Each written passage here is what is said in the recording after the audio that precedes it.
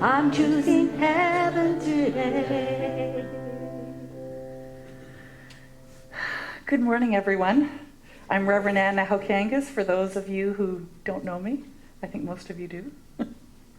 It's my absolute delight to be here with you this morning, and thank you so much for coming out. What a gorgeous day. I hope that you get to really enjoy it today. The book of the month is Illusions.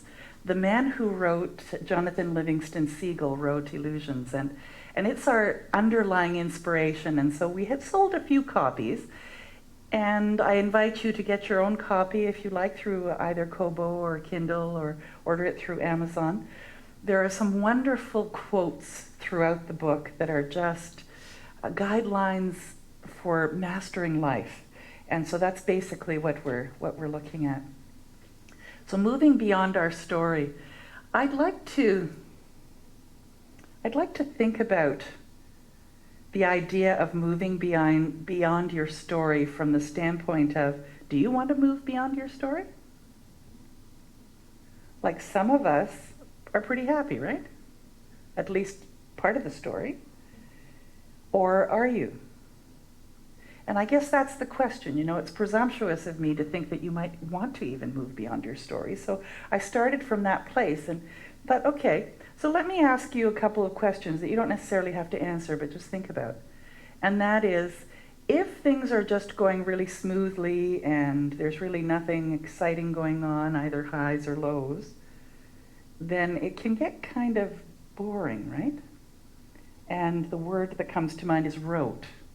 And is that really what we're intended to do, to live this safe life without any highs, any lows, any excitement? Sure, I mean, the undulations don't have to be like this, but having stuff happening in our lives is what gives life meaning, what gives us contrast. Like, how do you know high if you don't know low?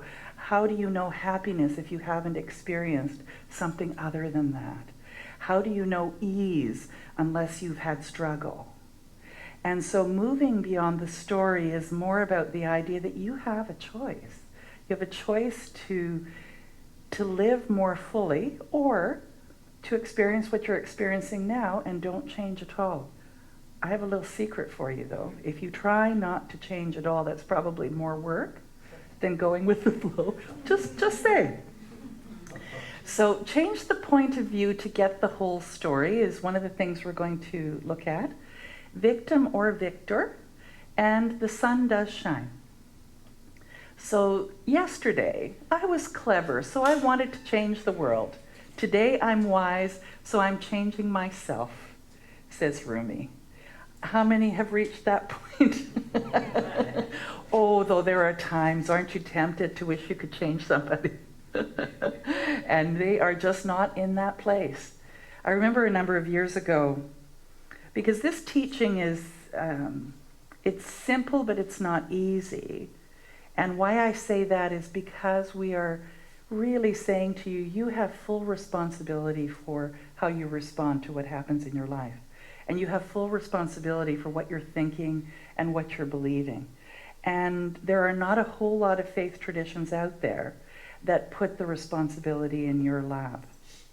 But at the same time, what we do say is that you have it in your lap, you have it in your realm, but you also have the promise that there is so much good available for you, so much support, so much love and benevolence, that the idea of being afraid, really, once you start to prove it to yourself, is not, it's not easy, but it comes from proof. And so I was about to tell you this story about a woman a number of years ago who had been the victim of a number of abuses, physical, emotional, verbal, the kind of things that many of us know someone, or maybe ourselves have been there, and came to one of our centers wounded and really wanting solace and wanting comfort, and did get a lot of that, and yet was still attached to the story that she was the victim. And that how dare we just paint over the idea of what has happened to her and say, just put on a happy face and, go merrily down the road.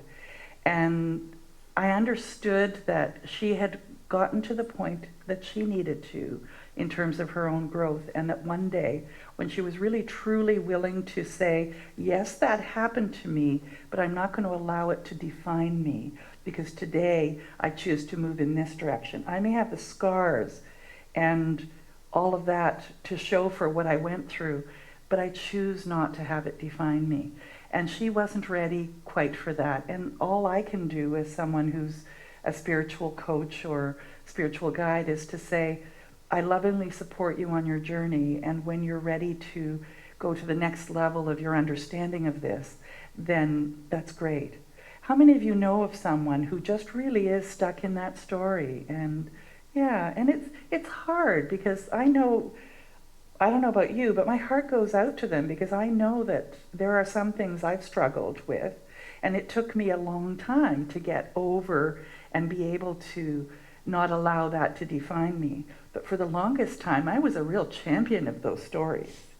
You want to hear what's happened to me, and how much of a victim I am, and look what's happened, and yet my life wasn't moving forward as a consequence of that.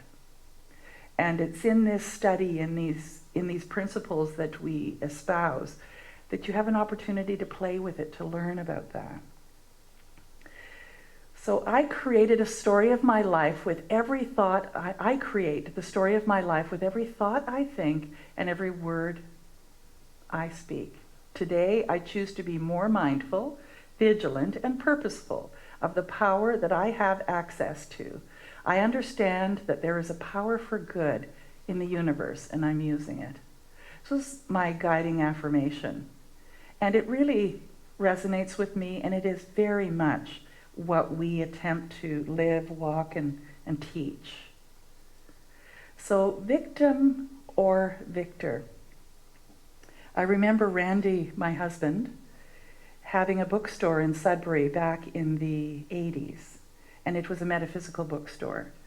And he would put a quote on his desk, the cashier desk, every week, and it was a new quote. Sometimes, I don't know if it was as often as every day, but it just so happened, coincidence or not, serendipity or not, it was the Take Back the Night walk that night. And if any of you are familiar with that, it's women marching for their freedom and their safety and that sort of thing, those who have been victimized. And he put, there are no victims, only volunteers, was the quote he put on his cashier desk. And the same kind of thing happened to him as happened in terms of that story I told you about the woman.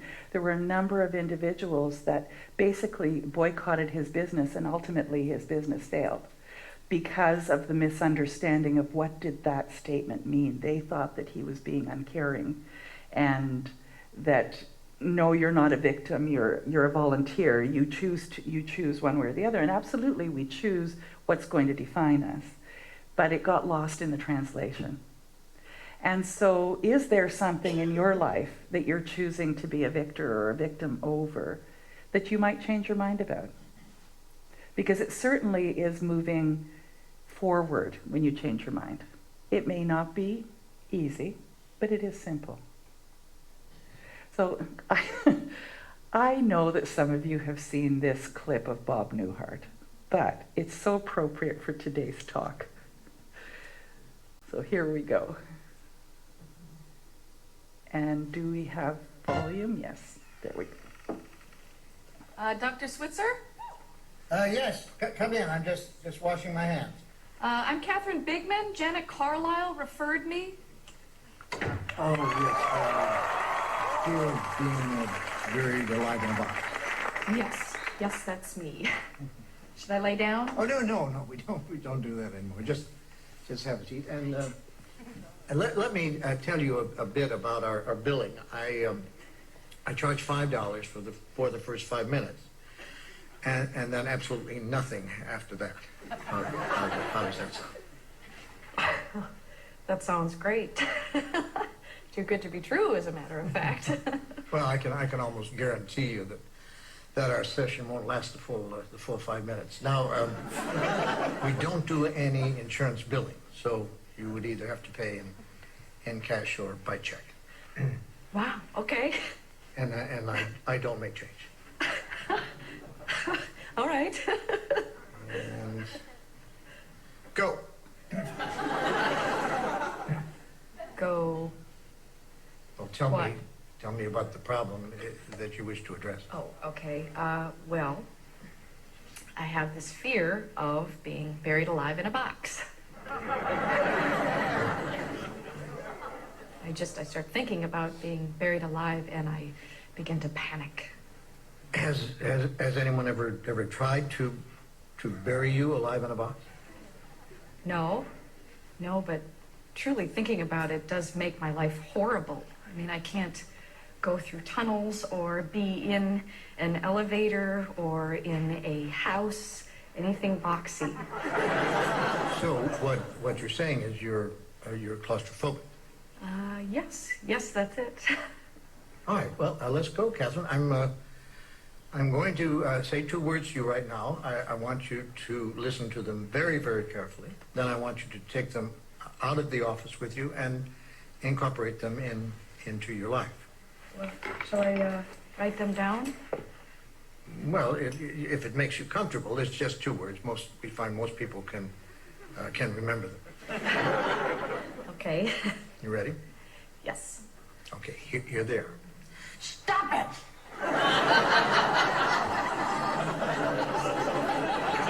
I'm sorry? Stop it!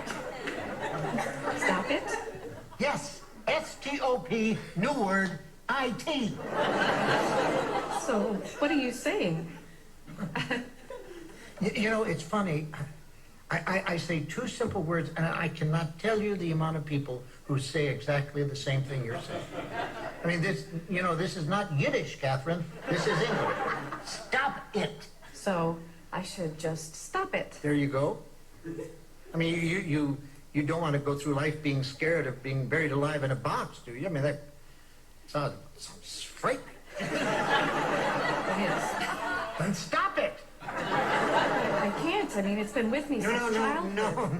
No, we don't go there. Just stop. So, I should just stop being afraid of being buried alive in a box. You got it. Good girl. Well, it's only been 3 minutes, so that will be $3. But I only have a 5, so Well, I don't make change. then I guess I'll take the full 5 minutes. Fine. All right. Well, what other problems would you like to address? I'm bulimic. I stick my fingers down my throat. Stop it! None of some kind? Don't do that. But I'm compelled to. My mom used to call me fatty. No. No, we don't go there. But I've been having this dream. No, we don't go there either. But my horoscope did say. We definitely don't go there. Just stop it. What else? Well, I have self-destructive relationships with men. Stop it! You want to be with a man, don't you? Yes. Well, then stop it. Don't be such a big baby. I wash my hands a lot. That's all right. It is? I wash my hands all the time. There's a lot of germs out there. Yeah, don't worry about that one. I'm afraid to drive. Well, stop it! How are you going to get around? Get in the car and drive, you kook. Stop it! Stop it! You stop it! What's the problem, Catherine? I don't like this. I don't like this therapy at all. You're just telling me to stop it. And you don't like that? No, I don't. So you think we're moving too fast? Is that it? Yes. Yes, I do. All right, then let me give you 10 words that I think will clear everything up for you. You want to get a pad and a pencil for this one? Right. Are you ready? All right, here are the 10 words. Stop it or I'll bury you alive in a box!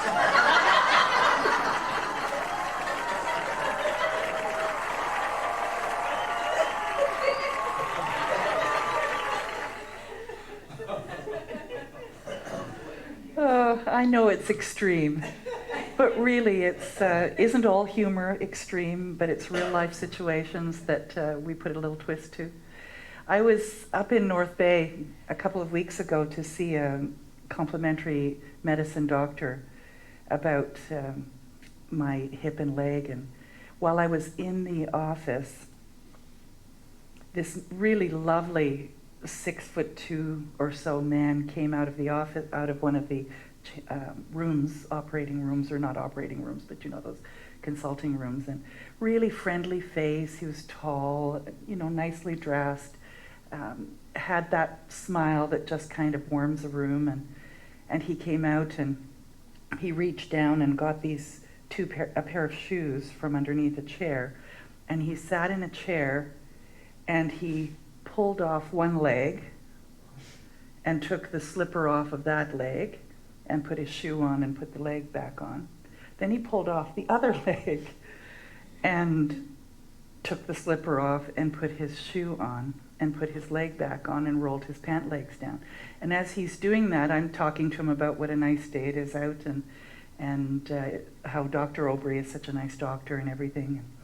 I'm wondering what's happened to him and what's going on. And he had his knees, but he had sort of stumps just below, so it was like half legs that he had. And he didn't walk with a cane, he didn't walk with crutches. He stood up and he wiggled and jiggled for about, I would say, 5 minutes or so to just make sure that everything was in place. And when he left, I was called into the office, and because Dr. Aubry only works 2 days a week and he's 70, he takes his time with all of us. So I had a chance to chat with him. I was the last patient, and I said, "Tell me about that man." And he said he was a truck driver in Northern Ontario, and he picked up some hitchhikers. And the hitchhikers, it was in the middle of the winter, the hitchhikers threw him out of the transport and left him in the snow out in the middle of nowhere, and then took off with the transport truck. And he lay there apparently for several days because they had beaten him pretty badly. And when he was able to, he started to crawl back into town, and I guess it was probably Timmins. And in the meantime, ended up with frostbite on both legs and had to have both of the legs amputated. And Dr. Aubry was saying how he really was trying to encourage this man to go to high schools and talk to kids about don't pick up hitchhikers. Just don't pick up anyone if you don't know them, because you don't know what might happen. And then he pointed to a couple of beautiful oak tables. They were just small ones that you could have next to a waiting chair that he said this gentleman had made. And they were just gorgeous, and you could tell the love that had been put into them. And I sat there thinking about how he changed his story, and that he was not the victim in this, that he really truly came out as a victor and could take it as far as he wanted to. He could go on tour and do all of that. But if you would just imagine seeing that warm, loving face coming out of one of those consulting rooms, I had no idea of what this man had gone through, and he wasn't wearing it as a badge either. And it was really quite fascinating. There is just so much courage out there in the opportunity to be negative if you wanted to be, and he chose not to. And I thought, you know, what an inspiration for me. It just gives a whole new perspective on what is our story, and what do we choose to have as our story, and what can we do to make it better. Like Eric Butterworth here on the quote is, "Life does not happen to you, it happens for you." Now, it'd be pretty difficult with this man in his particular case. Just imagine, in that healing process, emotionally and physically, for someone to say that this happened for you, like, really, thanks a lot. It's a matter of each of us finding that place of strength, wherever that is, and then moving forward from there, however long it takes. Because we're here only once. Why make the rest of our days here a real struggle when we can choose to see that the universe actually responds in positive ways and brings loving people and opportunities into our lives like he had. And I'll tell you, I'm sure any single woman out there, if she had met this man, would want him as a companion or a friend. He was just lovely, lovely. I have no idea if he was married or, any of that. But so life is not over when we think it's over. We don't have to fall into that shame or despair or any of that kind of thing, because there is a choice. Now, I'm not belittling or demeaning any of those experiences whatsoever. But know that you have a choice of what's going to define you and what your next steps are. That's all. So argue for your limitations, and sure enough, they're yours. Now, of course, one goldfish is like, I'll just feed the guy stuck in the bowl. And the other one's, okay, I'll be happy to just eat what you give me. And isn't life full of people like that? And you are that. Sometimes both of those things at different times. The bond that links your true family is not one of blood, but one of respect and joy in each other's lives. Rarely do members of a family grow up under the same roof. And, I think about some of the people that I consider family that are closer to me than my family ever was. And I also think about someone like Randy, who I married. We didn't grow up under the same roof, and yet we are a stronger bond as a family than anyone else in my life has ever been, other than my son, who happens to be family. So do you have people like that in your life too? Like, would you say that your extended family is still relatives, or is it more than that?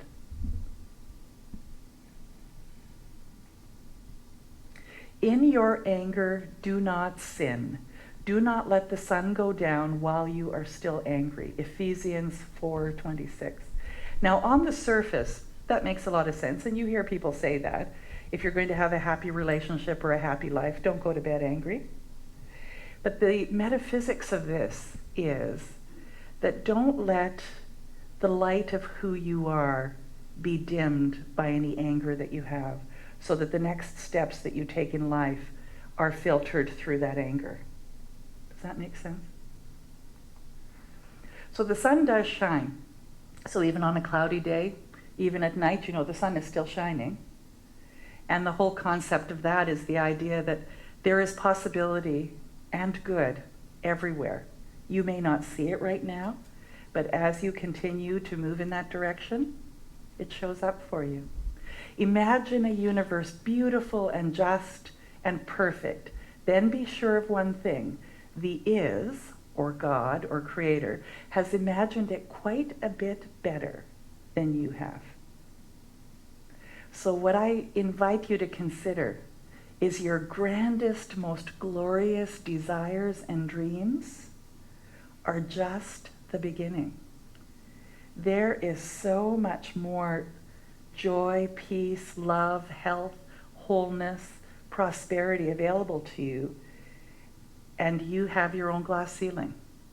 And so as you start to realize that that glass ceiling is there, don't be satisfied with that.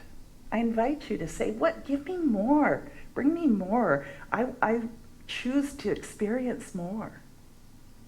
A cloud does not know why it moves in just such a direction, and at just such a speed. It feels an impulsion. That was supposed to be an N. This is the place to go now. And I think about myself and the Abraham readings, if any of you follow those, where they say go with the flow, go downstream with the flow of the current rather than upstream where you're pushing.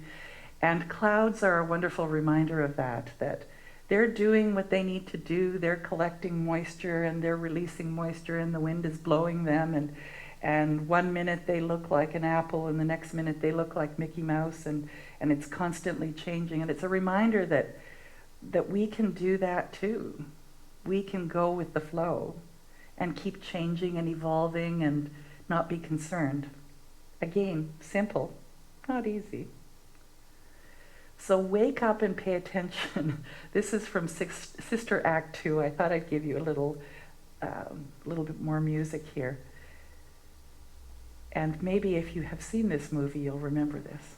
A little lonely out on that limb by yourself, Miss Watson?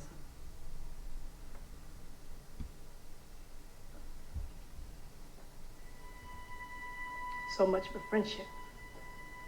If you wanna be somebody, if you wanna go somewhere, you better wake up and pay attention. All right, let's get down to business, ladies and gentlemen.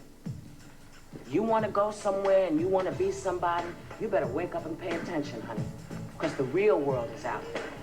And they don't care how hip you think you are or who you kick it with. It don't matter. If you don't have an education, you don't have anything. And that's the truth, honey. If you wanna be somebody, if you wanna go somewhere, you better wake up and pay attention. Pay attention. Gotta wake up. Come on, people, let's hear it again.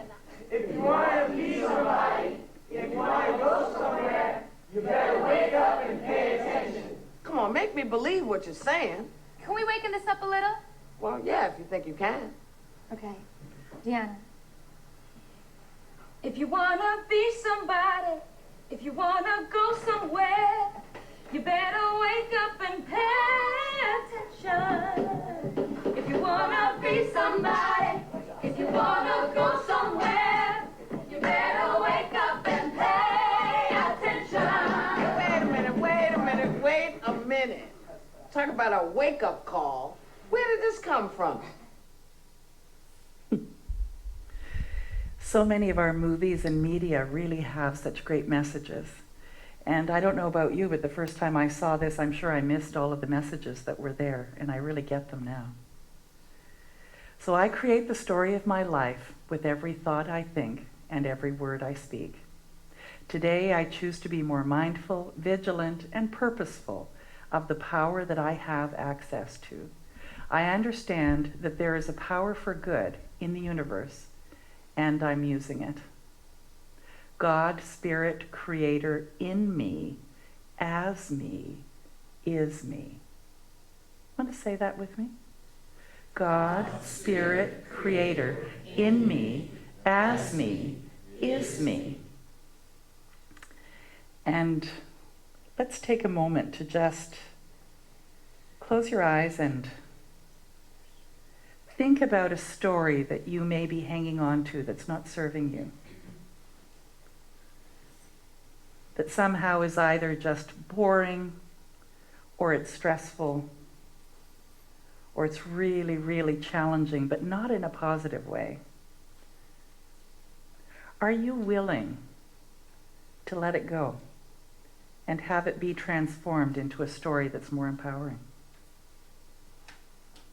Because you do have that choice. And as you bring it to mind, just imagine surrounding that scenario with all the love you can muster. Imagine it coming in through the top of your head chakra, through your body and through your heart chakra, out to that situation, to that person. And just allow love to transform it. And it may take a while, and it may happen instantaneously. But set the intention right now to just love it into something glorious for you.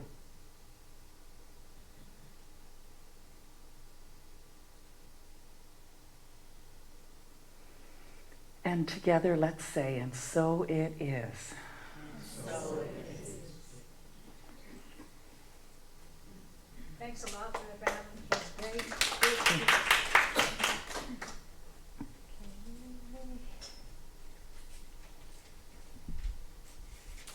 We believe giving is a spiritual practice. If you are here for the first time, know your presence is your gift to us. Please take your conscious giving envelope in your hand and affirm the following with me if that's comfortable.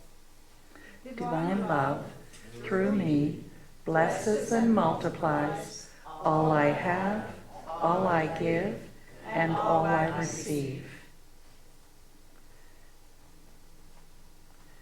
And Deborah's going to grace us with a solo while you do the collection. Do we have words? No.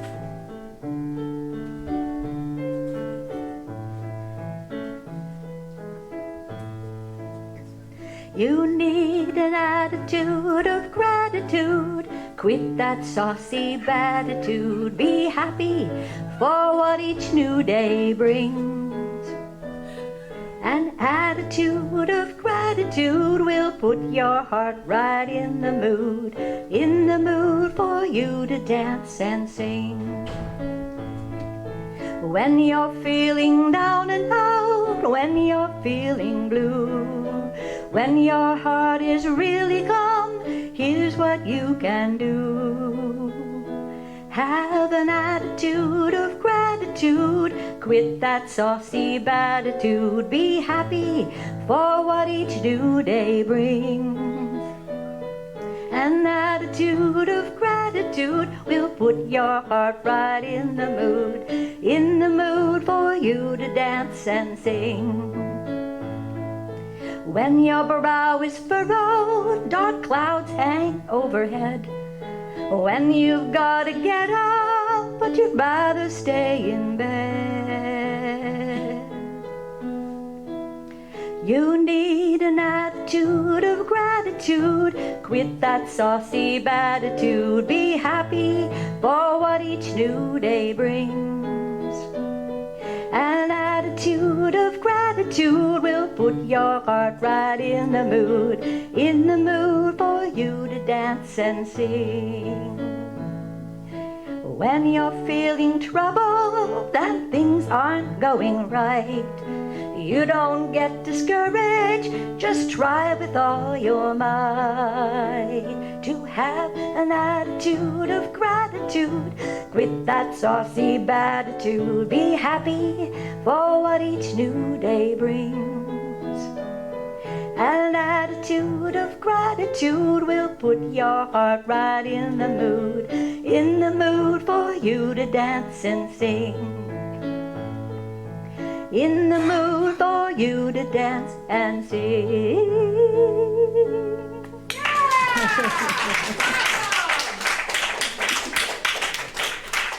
Thank you so much. Perfect, perfect. Join with me in this affirmation as we bless this offering. Given in love, received in love, this offering goes forth to do its perfect work. All my desires and needs are met by Spirit through me, and so it is.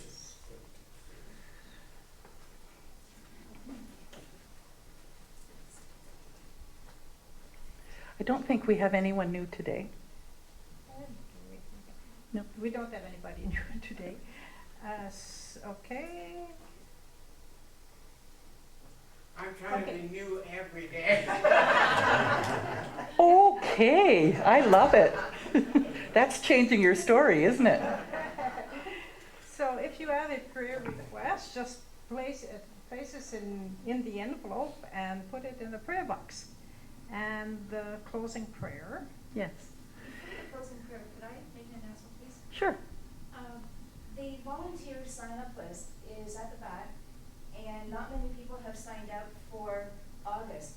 And I'd like to take that list home with me to make the new schedule in the following week. So could you please consult it and fill in where you're available? Thank you.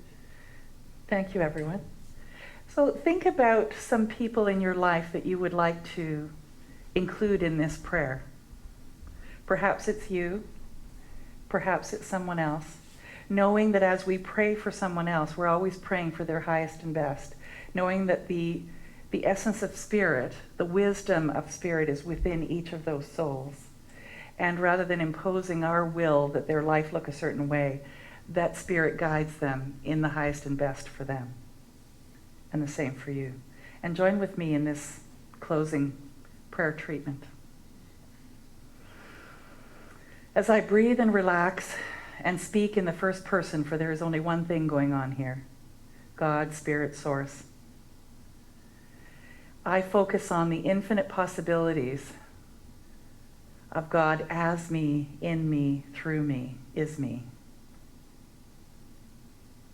And I know that in spite of how life shows up, today I make an easy choice, and that is to say, I know there is good, and I choose to have it come to me I'm open for that good in whatever way. That in spite of the challenges, I'm here and I'm able to make that choice. And I bless all of the people in my life. And as I send love and best wishes and knowing that the highest and best is unfolding for them as well, it does. And yet I always have free will. I get to choose to stick to my story, or I get to choose to rewrite it every day and be new in every way. It is such a privilege to have this understanding at this time, knowing that as I shine my light, it gives other people the permission, the opportunity, the inspiration to shine their light too. I choose to go where I'm called to be of greatest service. And I know through me that Spirit guides my words, my actions. And so that which I feel passionate towards, I move towards, knowing that this is what's mine to do in this moment. Feeling blessed, feeling honored, feeling totally loved. As Jesus said, it is done unto me as I believe. And so today I believe life is good. And as a consequence, I am good. And all of life is good. It's all just about many stories. And I know that if I knew someone's true story, I couldn't help but love them. Because the essence of Spirit is everywhere. So join with me in a big deep breath, and as you let out a sigh. And join with me in saying, and so it is. And we'll end with when you're smiling. I love it. When if you want to stand up. When you're smiling, the whole world smiles with you. When you're laughing, oh, when you're laughing, the sun comes shining through. But when you're crying, you bring on the rain. So stop your sighing, be happy again, keep on smiling, 'cause when you're smiling, the whole world smiles with you. When you're smiling, when you're smiling, the whole world smiles with you. When you're laughing, oh, when you're laughing, the sun comes shining through. But when you're crying, you bring on the rain. So stop your sighing, be happy again, keep on smiling, 'cause when you're smiling, the whole world smiles with you. And for Dedri, we all say, Amen.